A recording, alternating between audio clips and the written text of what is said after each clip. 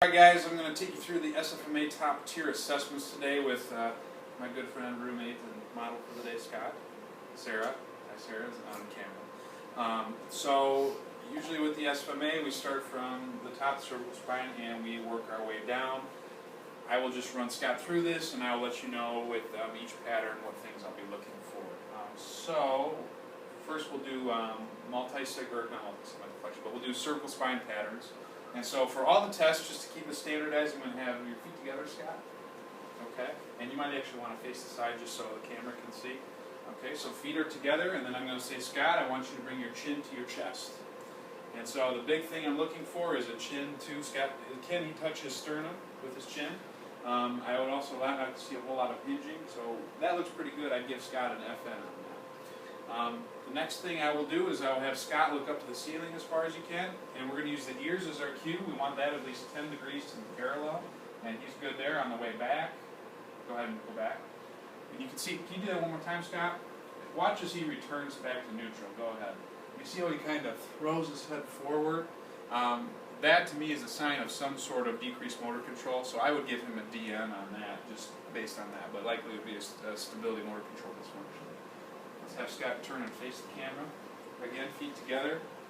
Next we'll look at cervical rotation, and so I'm going to cue Scott by saying, Scott, I want you to turn your head to the left as far as you can and bring your chin towards your collarbone. Okay, and we're looking to see if can he touch. Good, and he can on that side, so then return, and then let's see the other side. So he turns to the right, and he comes up, and he's a little bit short on that side, so that side would be a DN. I'm assuming there's no pain with any of these movements. Okay? So those are the cervical spine patterns. Next we're going to do the shoulder patterns. For this one I'm going to have Scott turn around, and I want his feet together again. And for the first pattern, Scott, what I want you to do is I want you to take your right arm and reach behind you and try to touch your opposite shoulder blade. FN is going to be, can he reach his opposite shoulder blade? He can, however, I don't know if you can see this right here. You can? Yeah, it's pretty sizable. He's winging considerably to get there. So that would be a DN in my book. Okay? And then we'll do the same thing on the other side. Okay? And we get a lot of the same thing. A lot of winging, although he can reach there, so he may have the mobility. So these would be patterns we would have to break out. Okay? The next one, Scott, I want you to do is I want you to take your arm, reach behind you, and touch the top of your opposite shoulder blade. And that's what we're looking for. Can he touch the top? He can. That looks pretty good. He's not getting a lot of extension here, so I'd give him an FN there. Now let's see the other side. Same thing. Looks pretty good. I'd give him an FN. So those are the shoulder patterns. Next, Scott, I'll have you turn to the left. Now we start breaking out the spine. So we've gone here, we're going here. The first one will be multi-segmental flexion, so Scott's feet are together. And Scott, I want you to keep your legs straight, bend forward and touch your toes. So with this, I'm looking for a sacral angle of about 70 degrees. He hits that, but you can see that he doesn't get a nice curve here, so we also want a nice uniform curve, and the fact that he can touch his toes. Since he doesn't have a uniform curve, it's very much hip dominant, I would give him a DN. Go ahead and return to the start. Okay, so that's multi-segmental flexion. For multi-segmental extension, Scott, I want your arms up overhead. So first thing is, can he reach 170 degrees of shoulder flexion? He can. And then I'm going to have Scott bend up the feet together. Then I'm going to have Scott bend backwards as far as you can. Here we're looking for the ASIS to clear the toes. He's got that. His scapula is clear. His heels, he's got that. And a uniform curve, which he does not have because he hinges at about L5, S1, roughly. Okay, do that one more time, Scott, just so you can see that. May I lift your strap a little bit? So you can see, go ahead and bend backwards. He's got everything, but he hinges right about there. Okay, so that would be a DN. I'd have to break that out a little bit further. Next, we're going to do multi-segmental rotation. So we have Scott face the television. I want your feet together.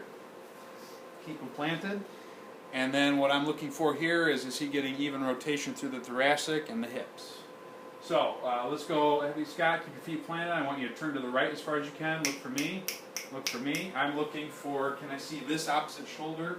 Can I see his sternum? And can I see his ASIS? I can see his sternum.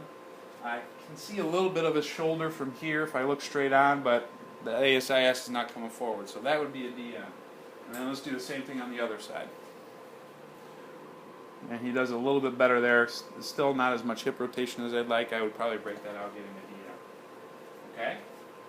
So, those are the spine patterns. Next, we work our way down to the feet. And so for this one, we're going to test single leg stance. You want to look at this from multiple angles.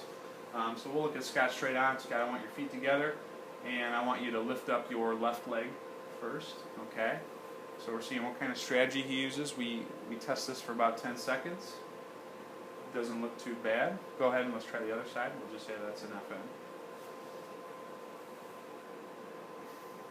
And so you can see that he's gripping his toes here. Some people would call that a high threshold strategy, so it might be something we could break out. But for the sake of simplicity, we'll give that a FM. Okay, go ahead and relax. Now the second way that we test that as well is we'll also test it by having him close his eyes. So let's have you do the same thing, Scott. Pick a leg. Once you get your balance set, then close your eyes.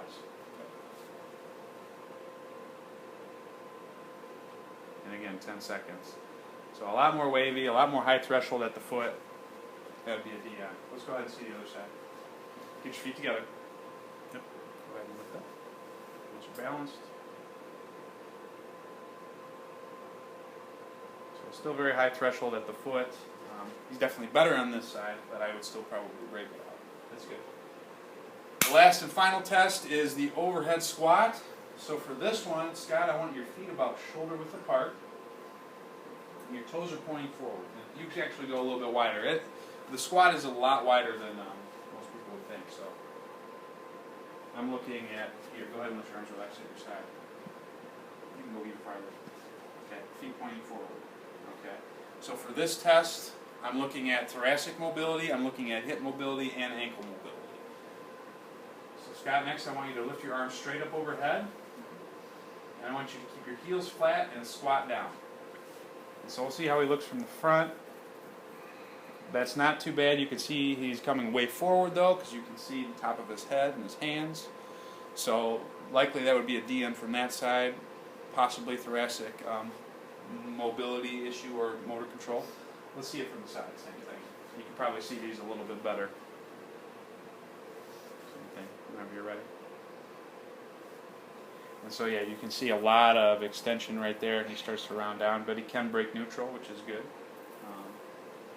So for that pattern, I would probably break that out as well. It's called the DN. So again, when you do this clinically, it does not take that long. It's just something that you can run quickly through.